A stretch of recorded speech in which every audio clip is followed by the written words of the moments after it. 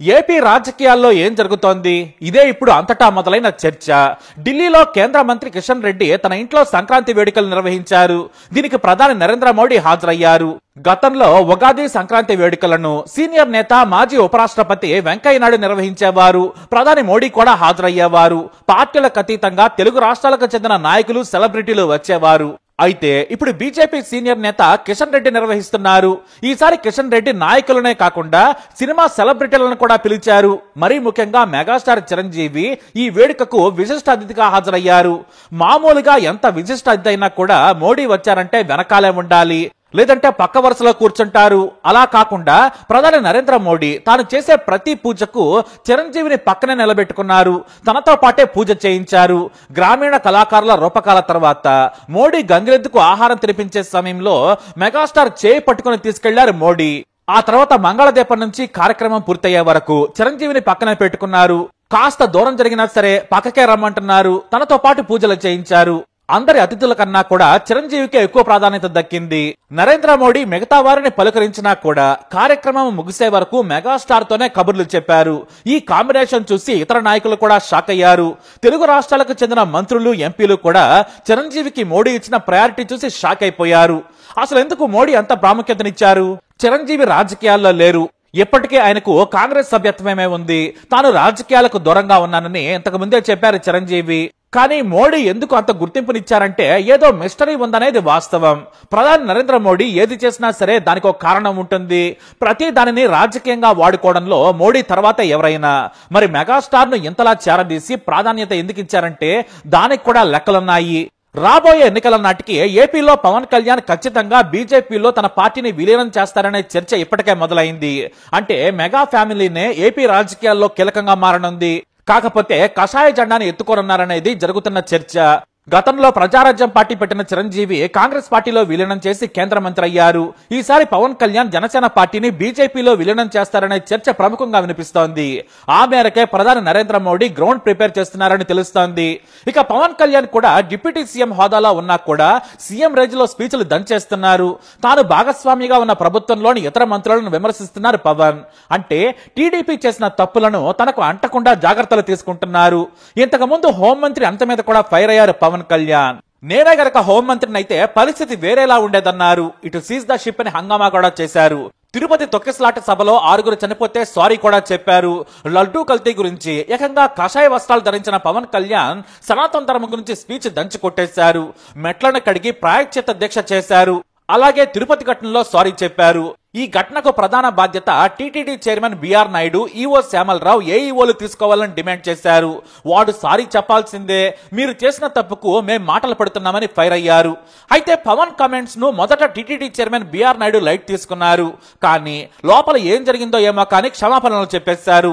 ఆ తర్వాత వెంటనే పవన్ కళ్యాణ్ కు వ్యతిరేకంగా శాటిలైట్ ఛానల్లో వార్తలు కూడా వచ్చాయి. AP CM Chandrababu Naidu deputy CM Pawan Kalyan కు ప్రాముఖ్యతనిస్తున్నారు. మరి ఏపీ సీఎం ఇస్తే లోకేష్ కూడా ఖచ్చితంగా ఇవ్వాల్సిందే. సీఎం పాల్గొనే సభలకు పవన్ ఆలస్యంగా వస్తున్నారంటేనే మనం సిట్యువేషన్ అర్థం చేసుకోవాలి. పవన్ కళ్యాణ్ రాగానే సీఎం కూడా కుర్చీలో నుంచి లేచి నిలబడుతున్నారు. ఎందుకంటే కేంద్రంలోని బీజేపీకి పవన్ చాలా క్లోజ్. అయినా కూడా బాబు మద్దతు లేకుంటే కేంద్రంలో సర్కారు నిలబడలేదు.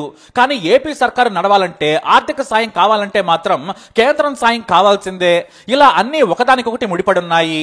కానీ పవన్ కళ్యాణ్ మాత్రం మంచి జరిగితే తన ఖాతాలో వేసుకుంటున్నారు, చెడు జరిగితే మాత్రం బాబు అకౌంట్ లో వేస్తున్నారు. మెల్లిగా టీడీపీకి దూరం జరుగుతున్నాడు అనే విమర్శలు మొదలయ్యాయి.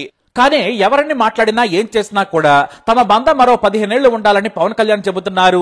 అయితే అది రాజకీయ వ్యూహమే కావచ్చు. వచ్చే ఎన్నికల్లో బీజేపీలో జనసేనను మొత్తానికి విలీనం చేసి కీలక నేతగా ఎదగాలనుకుంటున్నారు పవన్.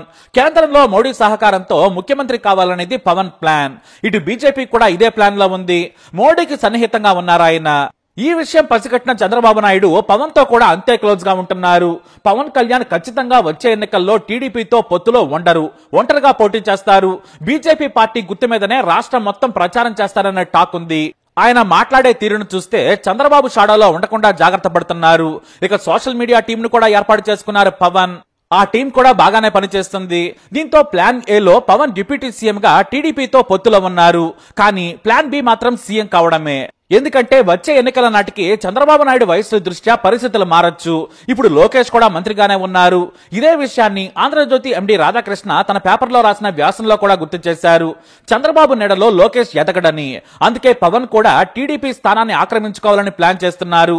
దానికి మోడీ అమిత్ షాల మద్దతు ఎలాగూ ఉంది. ఎందుకంటే జనసేనను బీజేపీలో విలీనం చేస్తారు కాబట్టి. బాబు లేకుంటే టీడీపీలో స్తబ్దత వస్తుంది. బాబు రేంజ్ లో పార్టీని లోకేష్ నడపలేరు. కాబట్టి జగన్కు ప్రత్యర్థిగా రెండవ బలమైన పార్టీగా ఎదగాలనేది జనసేనాని వ్యూహం. అయితే రాజకీయాల్లో ఆరితేరిన చంద్రబాబు నాయుడు మాత్రం చూస్తూ ఊరుకుంటారా? తనకు కూడా ఇంటెలిజెన్స్ వ్యవస్థ ఉంది. ఏం జరుగుతుందనేది కూడా తెలుస్తూనే ఉంటుంది. బాబును తక్కువ అంచనా వేస్తే పవన్ అయినా మోడీ అయినా తప్పులో కాలేసినట్టే. నిజంగా తనకు ఆరోగ్యం సహకరించుకున్న, పరిస్థితులు అనుకూలంగా లేకపోయినా కూడా లోకేష్ ను 2026 లేదా 27లో ముఖ్యమంత్రిని చేస్తారనేది వాస్తవం. ఇందుకు పవన్ కళ్యాణ్ ఒప్పుకోరు. ఆయన కూటమి నుంచి బయటకు వస్తారు. అయినా సరే బాబు లెక్క చేయరు. ఎందుకంటే టీడీపీకి ఫుల్ మెజారిటీ ఉంది. ఇక కేంద్రంలోని బీజేపీ సర్కారు నడవాలంటే బాబు సాయం కావాలి. కాబట్టి బాబుకు ఖచ్చితంగా మోడీ మద్దతు తెలుపుతారు. తెర వెనుక నుంచి బాబు రాజకీయం చేస్తారు. లోకేష్ కు కూడా అనుభవం వస్తుంది. కాబట్టి చంద్రబాబు నాయుడు కూడా ప్లాన్ బిని అమలు చేసేందుకు వెనకాడరు. వాస్తవానికి చంద్రబాబు నాయుడుకు కూడా లోకేష్ ను సీఎం చేయాలని ఉంది. కానీ రాష్ట్ర ఆర్థిక పరిస్థితుల దృష్ట్యా వెనకడుగేశారు. కానీ సరైన సమయం అనుకుంటే మాత్రం వెంటనే చేసేస్తారు. బ్రహ్మదేవుడు వచ్చినా కూడా ఆగరు. కానీ అదే జరిగితే జనసేన టీడీపీ కూటమి ఖచ్చితంగా బద్దలవుతోంది. లోకేష్ సీఎం అయితే ఆయన కింద డిప్యూటీ సీఎం గా పవన్ చెయ్యరు.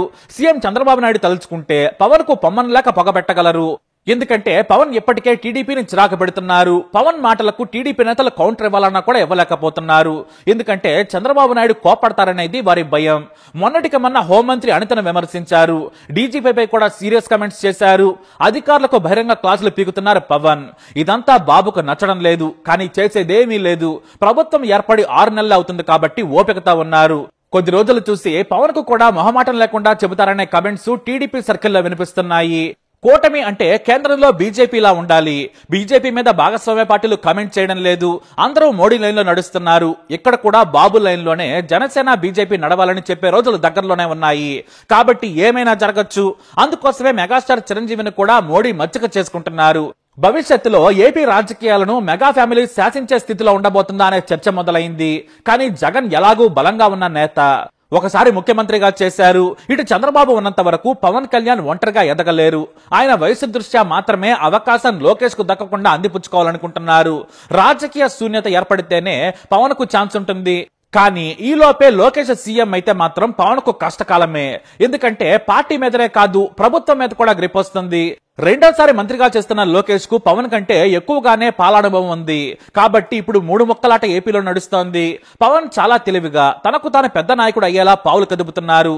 తప్పు జరిగితే సొంత కూటమి పార్టీని, నాయకులను, అధికారులను కూడా తిట్టేందుకు వెనుకాటం లేదు. అంటే మెల్లిగా బాబుకు ఎత్తి పెట్టేస్తున్నారు. మరి బాబు కౌంటర్ ఎలా ఉండబోతుందనేది మరికొద్ది రోజుల్లో తేలిపోతుంది అనడంలో సందేహమే లేదు. మరి చిరంజీవికి మోడీ ప్రాధాన్యత ఇవ్వడంపై మీ అభిప్రాయం ఏంటి? కమెంట్ ద్వారా తెలియజేయండి. ఈ వీడియో అప్డేట్స్ కోసం మా ఛానల్ ఫాలో అవ్వండి. అలాగే తప్పకుండా సబ్స్క్రైబ్ చేసుకోండి.